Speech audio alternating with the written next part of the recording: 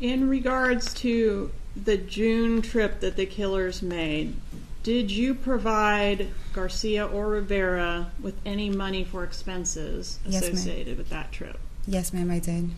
And where did you get the money from to do that? From Charlie Adelson. Can you tell us about that? What was the context of you getting that money?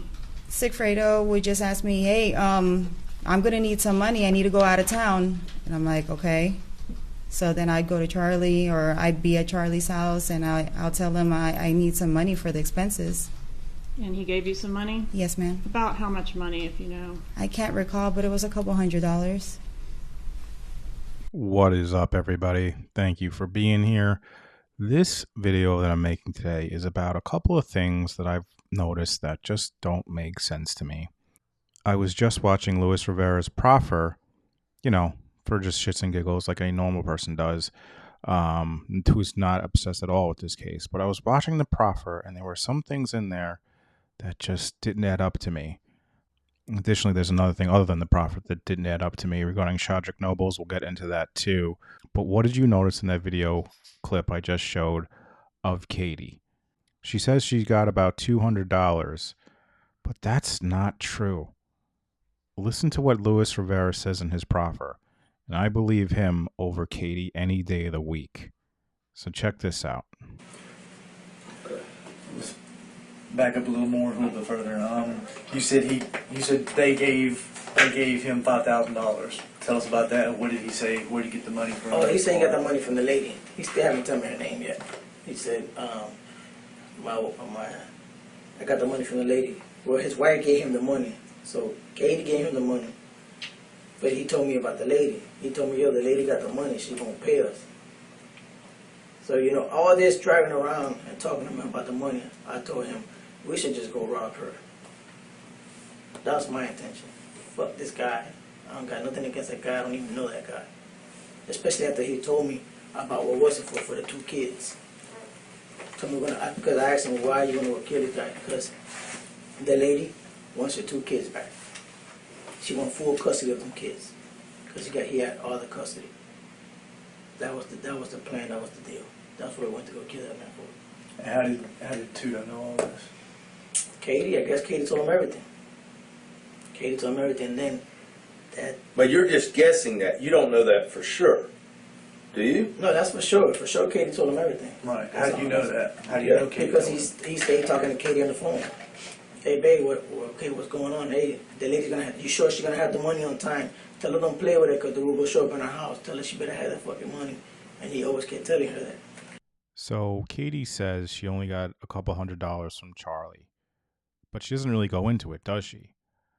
Luis says they got $7,000, $5,000 one time, $2,000 another time, and I believe that. But when was that, and who gave her the money? Is she just still protecting Charlie? I don't think she is. She testified in his trial. When did that happen? All right, you said $5,000 just a minute ago from Katie. Coming up. Oh, no, when we're coming up this way, he had money. I said, yo, how much money you got? I think he's like $5,000. Like, Dan, I give you that much money to take a ride? Yeah, let's go. And then he gave me $500. He's like, hold this, just in case I run out. I know he's going to run out because he's going to buy everything in cold. So I said, yeah, let me hold the money. Boom. We went up here. I'm telling you, right in this way, we stopped in a couple of stores, we put gas. I think $30 in gas, and then $30. Came up here, we put more gas. Bought some drugs. We bought a bunch of little bottles. We're just hanging out. We're like partying the whole night. Rent the hotel. Get the guy $20. He bought like $100, like $200 worth of coke off that black guy. Just buying shit all day. I knew he would run out. The only thing I remember him having maybe $600 left in his pocket. All that money. Like, you have that much money left? Like, come on, man. So this first trip, do you know where the $5,000 came from? Katie gave it him. He said that? Yeah, I'm like, who gave you the money? Like, my wife gave me the money because the other lady gave her the money to give to him. They're like, look, this is just to let you know that I'm real. Like, I'm honest about what I'm gonna give you. Like saying, real out. Then the next trip is when he had like $2,000, and he gave me $200 out of that shit. Kept it in my pocket. He ran out and had to use my $200. And another thing, he keeps saying the lady. Who's the lady? Because we know from Katie's testimony that she didn't tell them that. She didn't say anything about a lady, according to her. She just said it was a friend, as you can see here. Did you ever tell the defendant who it was that was going to be doing the job? No, ma'am, I did not. Why didn't you say the name Sigfredo to Charlie Adelson? I always referred to each other as my friend. Neither one of them wanted to really hear each other's names. And why is that? Because Sigfredo was the father of my kids, and I was dating him at that time. I was dating Charlie at that time. Okay, so Sigfredo Garcia, did he have strong feelings about the defendant? Yes, he didn't like him. All right, and is that because you were dating him? Yes, ma'am. Okay. And vice versa, you're not going to talk about the child's father with the new boyfriend either? Yes, ma'am. Okay. So is it true then that you were sort of walling these two off from each other before the issue of the murder and the conspiracy ever even arose? Yes, ma'am. And did that pattern continue throughout the murder conspiracy? Yes, ma'am, it did. Do you think Charlie Adelson knew that it was your child's father that you were going to? He might have had an idea, but he just never said it out loud. Now, here's the big thing that I noticed in this clip, and I'm going to highlight it. But just listen again to this clip of Katie saying where she got the money. And there's one key word that I want you to focus on, and I'll highlight it. In regards to the June trip that the killers made, did you provide Garcia or Rivera with any money for expenses associated with that trip? Yes, ma'am, I did. And where did you get the money from to do that? From Charlie Adelson. Can you tell us about that? What was the context of you getting that money? Sigfredo would just ask me, hey, I'm going to need some money. I need to go out of town. And I'm like, okay. So then I'd go to Charlie, or I'd be at Charlie's house, and I'll tell him I need some money for the expenses. And he gave you some money? Yes, ma'am. About how much money, if you know? I can't recall, but it was a couple $100. I'll tell them I need some money for expenses. Who is them? She told them. She didn't tell Charlie. She told them. Who is them? Now, I know in Katie's trials they focus on August and October as major times where Katie got more cash right after the murder. But there's a different time frame I want to focus on. Okay. What was the highest? August 2014. Okay. What was the second highest? October. Okay. October of 2014. Yes. Okay. That was about 3 months after the murder? Yes. And that was the same month you said that she got the breast augmentation done? That's correct. What amount did she deposit in October of 2014? $5,720. What was the third highest amount? Was July 2014. That was the same month Dan Markel was murdered? That's correct. How much did she deposit in that month? $5,300. You know, they focused on July after the murder, but what about April, May, and June? She goes January in 2014. She goes January $400, February $2,000, March $600, then April $3,100, May $2,600, June $4,100. What about that money? Where did that money come from? So looking at this 2013, 2014, 2015, 2016, this 4-year span, which month in that 4-year span has the most amount of cash deposits? It's the August of 2014.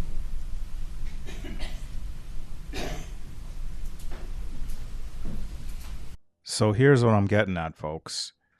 Katie and Sigfredo had meetings that Lewis was not aware of before he went down with them. Maybe he needed help. They met before. Who did they meet with? Did they meet with Charlie? Did they meet with Wendi? Did they meet with Donna?